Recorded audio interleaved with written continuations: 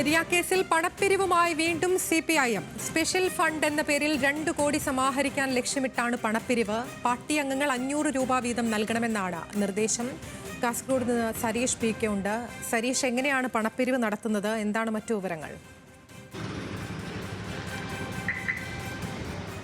പെരിയ കേസുമായി ബന്ധപ്പെട്ട ഇത് രണ്ടാം തവണയാണ് CPM പണപ്പിരിവ് നടത്തുന്നത്. ഇത്തവണ 2 കോടി രൂപ സമാഹരിക്കുക എന്നുള്ളതാണ് ജില്ലാ കമ്മിറ്റി ലക്ഷ്യമിടുന്നത്. അത് സ്പെഷ്യൽ ഫണ്ട് എന്ന രീതിയിലാണ് ഈ പണപ്പിരിവ് നടത്തുന്നത്.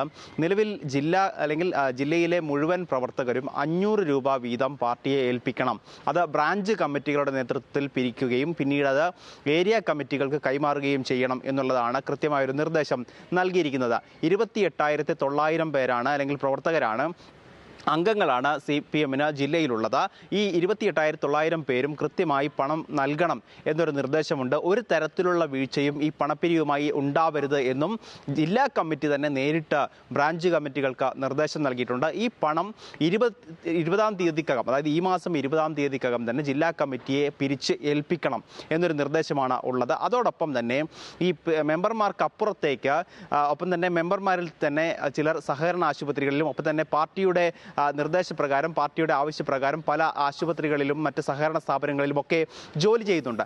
അത്തരത്തിൽ ജോലി ലഭിച്ചവർക്ക്, അതായത് പാർട്ടി നിർദ്ദേശപ്രകാരം ജോലി ലഭിച്ചവർ, പാർട്ടിയുടെ കീഴിൽ പ്രവർത്തിക്കുന്ന സ്ഥാപനങ്ങളിൽ ജോലി ലഭിച്ചവർ, ഇവർ ഒരു ദിവസത്തെ വേതനം 500 രൂപ എന്നതിനപ്പുറത്തേക്ക് ഒരു ദിവസത്തെ വേതനം നൽകണം എന്നൊരു നിർദ്ദേശമാണ് ഇപ്പോൾ പാർട്ടി മുന്നോട്ട് വച്ചിരിക്കുന്നത്. കൃത്യമായി എന്തിനാണ് പെരിയ കേസുമായി ബന്ധപ്പെട്ട CPMന് ബന്ധമില്ല, CPMൽ ഉള്ള ആളുകളല്ല, അല്ലെങ്കിൽ ഈ 4 പ്രതികൾക്കപ്പുറത്തേക്ക്, അതായത് അവസാനം ശിക്ഷിച്ച 5 വർഷത്തേക്ക് ശിക്ഷിച്ച 4 പ്രതികൾക്കപ്പുറത്തേക്ക് CPMന് ബന്ധമില്ല എന്ന് ആവർത്തിച്ച് പറയുമ്പോഴും ഈ 14 പ്രതികൾക്കും ഇപ്പോൾ നിലവിൽ ജാമ്യം ലഭിച്ച് പുറത്തിറങ്ങിയ 4 പ്രതികൾ ഉൾപ്പെടെ 14 പ്രതികൾക്കും അവരുടെ കുടുംബത്തിനും ആവശ്യമായ ഫണ്ട് നൽകുക, അവരെ സംരക്ഷിക്കുക, അവരുടെ കുടുംബത്തെ ചേർത്ത് നിർത്തുക എന്നൊരു ലക്ഷ്യത്തോടെയാണ് കൃത്യമായി ഈ പണപ്പിരിവ് നടത്തുന്നത് എന്ന കാര്യത്തിൽ സംശയമില്ല. നേരത്തെയും 2021 സമാനമായൊരു പണപ്പിരിവ് ഉണ്ടായിരുന്നു. അന്ന് പാർട്ടിയുടെ ഓഫീസ് നിർമ്മാണവുമായി ബന്ധപ്പെട്ടാണ് ഫണ്ട് പിരിക്കുന്നത് എന്നായിരുന്നു പറഞ്ഞത്. പക്ഷേ ഈ സംഖ്യ മാത്രം പ്രത്യേകം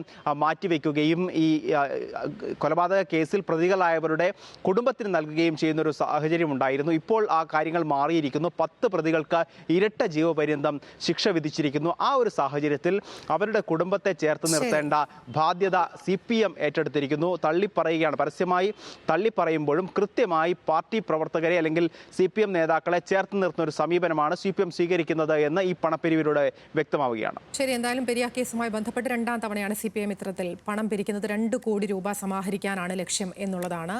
ഞങ്ങളുടെ പ്രതിനിധി സരീഷ് PK വിശദാംശങ്ങൾ നൽകിയത് കാസർഗോഡ് നിന്ന്.